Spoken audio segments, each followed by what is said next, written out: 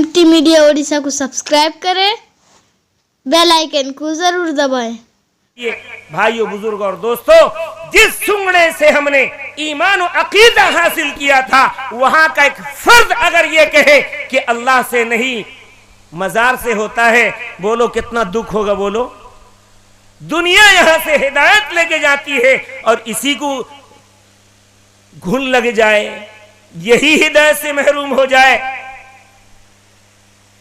एक मरतबा आपके इसी तरफ ढेकनाल के रोड में, गांव का नाम बोलूंगा नहीं, निकाह के लिए गया था, तो आपके सुंगड़े का एक दूल्हा पहुंचा था।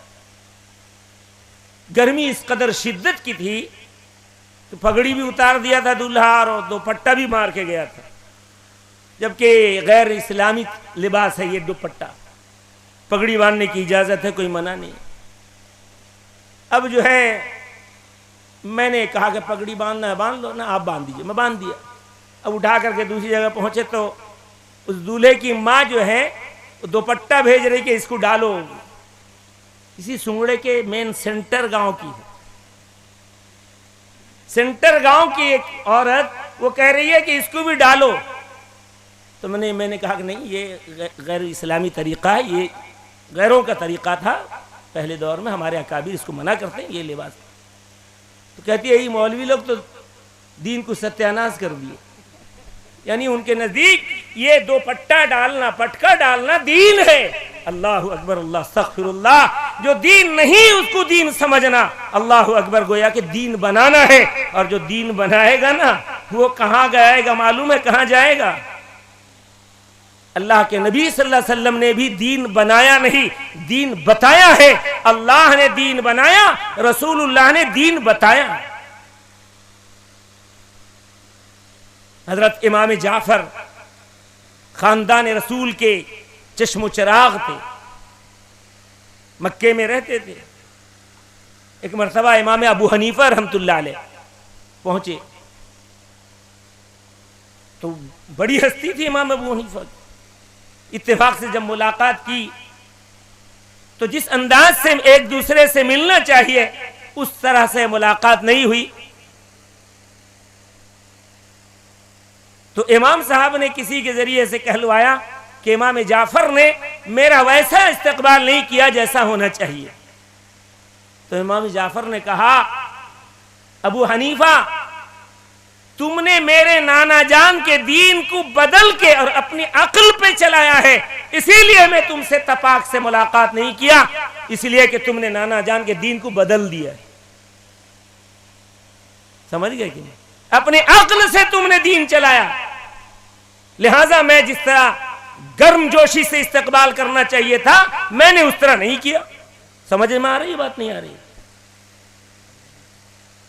तो इमाम अबू हनीफा ने फरमाया, ए इमाम जाफर, आपने इमाम अबू हनीफा के बारे में सुना है, इमाम अबू हनीफा को आपने ही नहीं सुना है। भाई कोई किसी के बारे में कुछ कह सकता है कि नहीं कह सकता है? कोई किसी के बारे में कुछ भी कह सकता है, लगा सगा के हू बहू बयान कर दे। बहुत कम लोग हैं, नमक मिर्ची लगाने वाले बहुत ज्यादा होते हैं। लगाए, पता चलेगा वहां कितना नमक मिर्ची लगाते थे बंदों की बात में, बात को जोड़ के। बहरहाल कहा कि अच्छा क्या बात है, मेरे आपके बारे में क्या, आप क्या कहना चाहते हैं? मैंने तो ये सुना है कि आपने अपनी अक्ल से शरीयत को फैलाया है, नकले रसूल पर आपने शरीयत नहीं दी। इमाम अबू हनीफा ने फरमाया कि ए इमाम, अगर अबू हनीफा अक्ल के मुताबिक दीन बताता तो मेरी अक्ल ये कह रही है कि मसा तलवे के नीचे होना चाहिए, ऊपर नहीं। भाई तलवे में धूल बालू इधर उधर लगता है ना, तो मसा कहां होना चाहिए? तलवे के नीचे होना चाहिए। अक्ल क्या कहती है? नीचे होना चाहिए ना। लेकिन मैंने अक्ल के मुताबिक नहीं, मेरे आका सरवरे कौनैन हुजूर सैयद आलम ने फरमाया कि अगर कोई मसा करता है बीमारी की वजह से, कोई तकलीफ की वजह से, पानी ना होने की वजह से, या मोजा पहन लिया है। कैसा मोजा?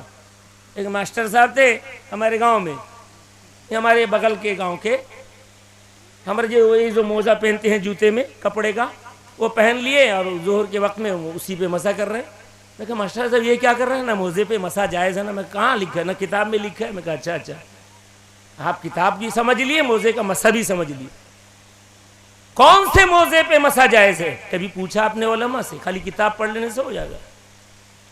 ایسا موزہ ہو سخین، اتنا دبیز ہو، موٹا ہو کہ 2 کلومیٹر چل کے جائے اور پھٹے نہیں اور پانی اس سے چھنے نہیں.